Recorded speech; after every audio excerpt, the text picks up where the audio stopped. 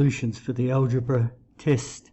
Multiple choice first. 5a minus 2a is obviously 3a, so that's part B. 6a plus 3b minus b gives us 6a plus 2b with the 3b minus the b, so that's C.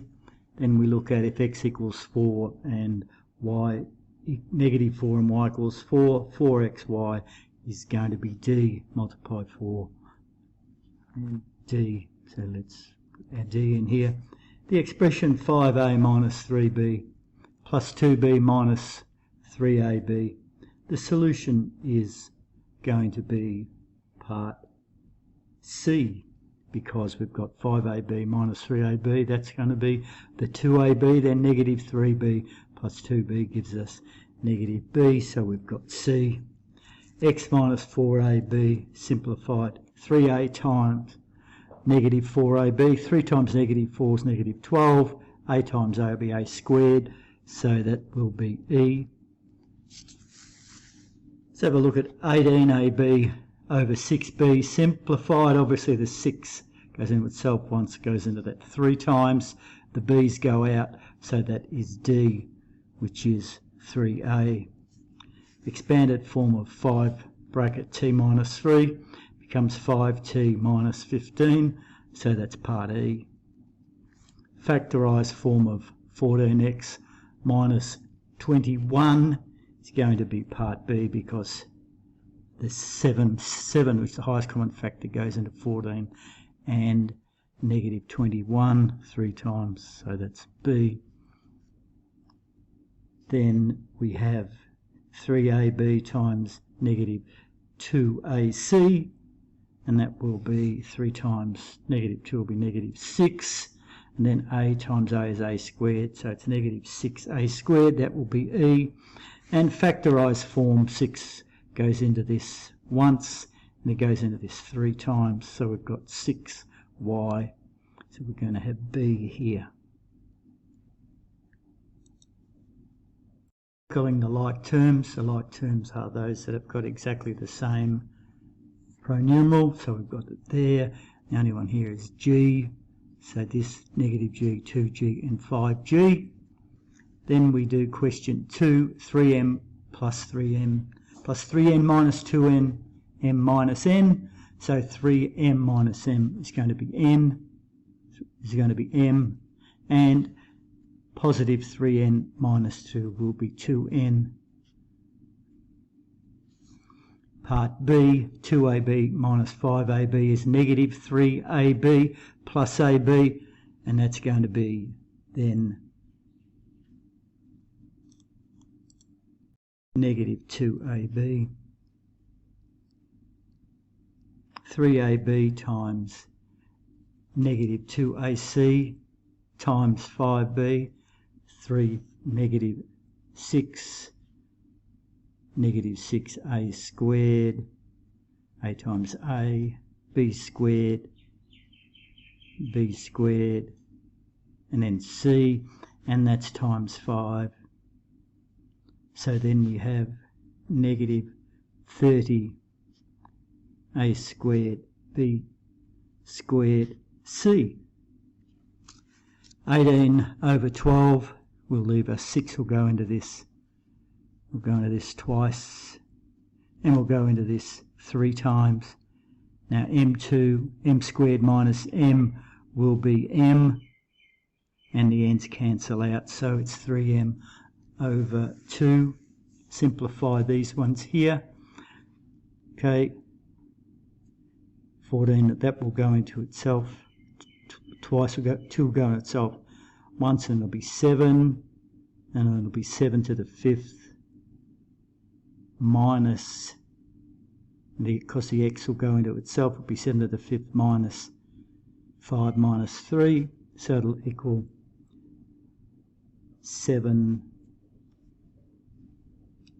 should say 7x, x to the 5th minus 3 will be 7x squared, 5 minus 3. Then this one here, we get 3 goes into itself once, and it goes into this twice. Then it'll go into itself once, it'll go into the 8 4 times. Then you have your 4 times c squared times c to the 7th over c to the 6th. So we have 4c to the 9th over c to the 6th. That's 9 minus 3. So the answer will be 4c cubed. Okay, question 4 says use the distributive law. You have to show that to get your 2 marks. So you've got 3 times 2a plus 3 times 5b. That shows the law. Then you have got 6a plus 15b. That's how you get your 2 marks. Or at least you could have shown it across here like that. Either way would have been okay. Here 2 times 2 is 2 times 2 plus 2 times n, it's in a bracket, minus 6n. Right, then you have 4 plus 2n minus 6n. So what you have in reality is 4 minus 4n. Moving on and having a look at question 5. Question 5, which says substitute a equals 2 and b equals negative 3. Let's see if I can get that back. Sorry. Okay, so you've got 3 times 2 plus 4 times minus 3. You've got 6 plus negative 12. So the answer equals negative 6. And in here, you've got negative 2 times negative 3 plus 2 squared plus 4. And then we get 6 plus 4 plus 4. Negative times negative is a positive, and that will equal 14. Moving on to factorise this, they're worth 1 mark each, so 3 is the highest common factor. We go 3 bracket r plus 4, goes into 12 4 times. Highest common factor here is 7b, so 7b bracket, that's a minus 3. They're 1 mark each. Of course, in the application section we're asked to apply what we've learnt. So Yasmin is y years old, right, so she's y. An expression for her age 3 years ago, less than, so that's y minus 3.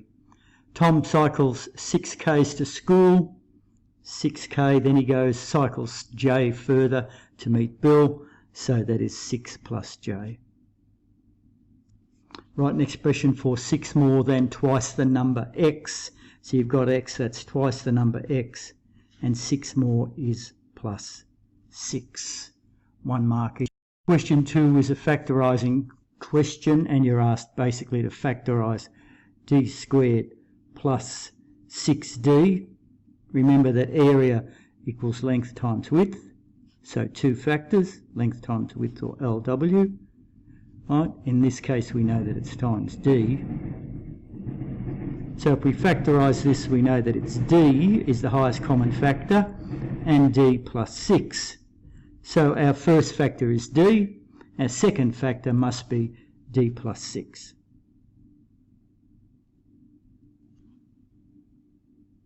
In part B, we're asked to find the length of the tile. Okay, so if we know that we've got d and d plus 6,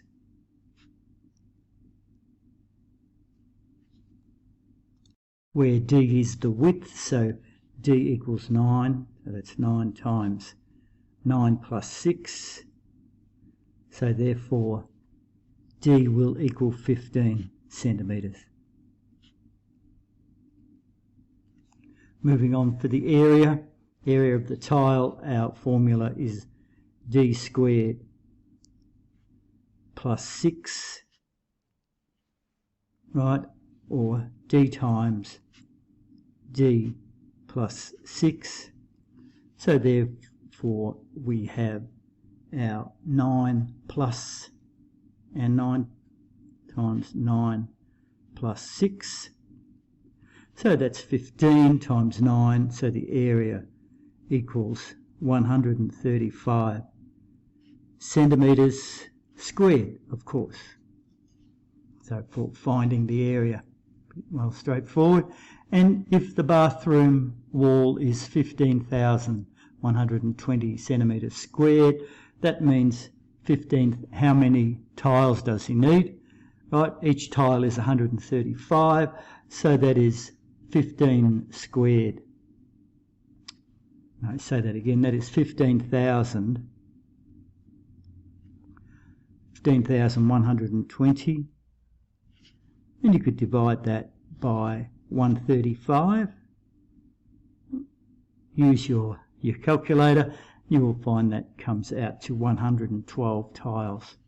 Comes to 112 tiles needed.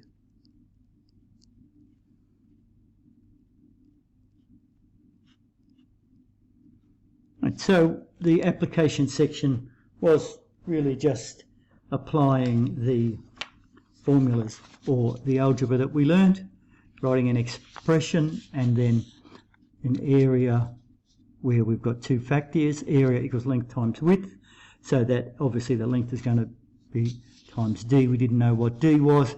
It's just a straight factorising question. Highest common factor is d plus 6, so that's the length there. Then when we multiply them out, we get our tile length.